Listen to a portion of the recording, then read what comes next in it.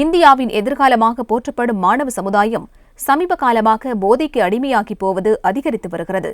தமிழகத்தில் உயர்நிலை மேல்நிலை வகுப்பு மாணவர்கள் 5 முதல் 7% பேர் போதைக்கு அடிமையாகி இருப்பதாக கூறப்படுகிறது.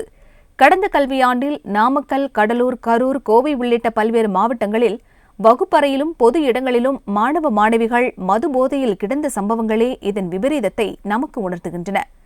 இதுபோன்ற போதை பழக்கத்தால் மாணவர்களின் உடல் மன வலிமை பறிபோவதுடன் பிற்காலத்தில் மனநோயாளிகளாக மாறும் நிலைமையும் உள்ளது.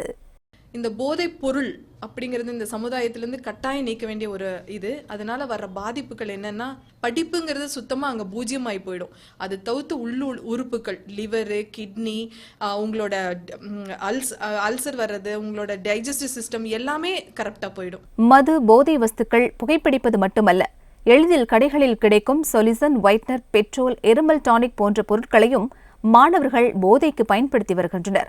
நிறைய பள்ளிகளில் படிக்கிற மாணவர்கள் போதை பழக்கத்துக்கு அடிமையாக இருக்கிறாங்க அப்படிங்கிறது பெரிய அதிர்ச்சியாக இருந்துட்டு இருக்கு. இவங்க என்ன பொருள் அந்த போதைக்காக பயன்படுத்துகிறாங்கன்னா, சொல்யூஷன், ஒயிட்னர், பெட்ரோல் இது போன்ற பொருட்களை முகர்ந்து பார்த்து போதை ஏற்றி அந்த போதையான நிலைமைக்கு கொண்டு வந்துடுறாங்க. இதில் பார்த்தீங்கன்னா, இந்த சொல்யூஷன் அப்படிங்கிற இது மோந்து பார்க்கும்போது மூளை பாதிக்கலாம், நுரையீரல் பாதிக்கலாம், ஈரல் பாதிக்கலாம், கிட்னி பாதிக்கலாம். ஆனால் இது எதுவுமே அந்த குழந்தைகள் தெரியாம அந்த போதை பழக்கத்துக்கு அடிமையா இருக்காங்க. இத்தகைய மாணவர்களின் செயல்களை ஆசிரியர்களால் முழுமையாக கட்டுப்படுத்தவும் முடிவதில்லை.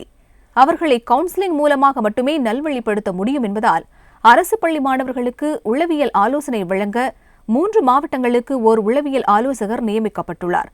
அவரால் பெரும்பாலான பள்ளிகளுக்கு செல்ல முடிவதில்லை. இதனால் ஒவ்வொரு மாவட்டத்திற்கும் ஓர் உளவியல் ஆலோசகரை நியமிக்க வேண்டும் என்பதும் ஆசிரியர்களின் எதிர்பார்ப்பாக உள்ளது.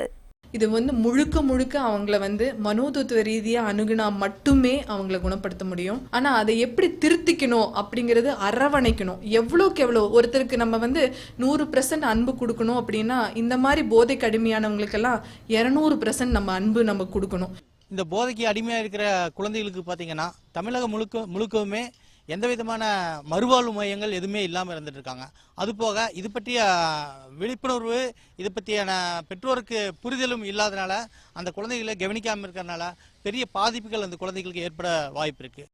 அறிவியல் வளர்ந்துவிட்ட இக்காலத்தில் மாணவர்களை தவறான பாதைக்கு அழைத்துச் செல்லும் எத்தனையோ வழிகள் அவர்களின் கைக்கு எட்டிய தூரத்தில் கிடைத்து விடுகின்றன.